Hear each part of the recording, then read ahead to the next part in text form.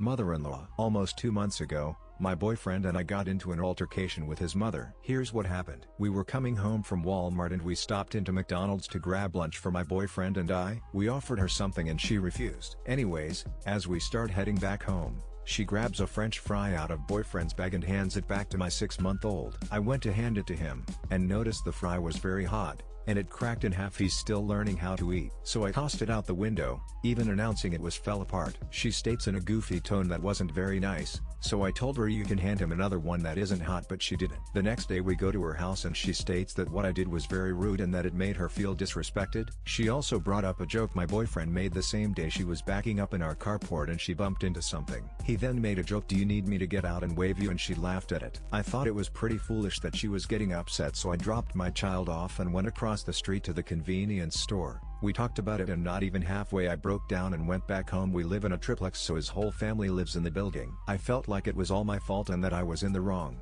so my boyfriend ensured it wasn't my fault and I asked him to go up and get my child. After he came down maybe 5 minutes later, his mother is calling, basically saying, "You asked me what I was upset about and I tell you and now you're upset at me," then proceeding to tell us to go fuck ourselves and that we never do anything for her, and that we treat her like shit. We also aren't welcome into her apartment. We then kicked her off our Wi-Fi, Netflix, and all other platforms that she was using. They were also using our carport for their stuff, so my boyfriend went out and removed it all. His father comes out and asked what we were doing. We just repeated what his mom told us and he goes back inside. I'm guessing he called his wife because not even 2 minutes later she drives in and has a complete meltdown saying I'm nothing but an abuser. I brainwash her son because I don't let him give her his money and that she hopes he gets so upset that he cuts himself, and that we should cut ourselves as a family and show our son that it's okay for women to abuse men. She then brought her son over and he started to harass us. I didn't feel safe at my house, so I went to my grandparents for the night. Every day from then for like 2 weeks, she is telling people the story every day all day. I can hear it through the floor, changing the story for every person. I deal with mental health issues,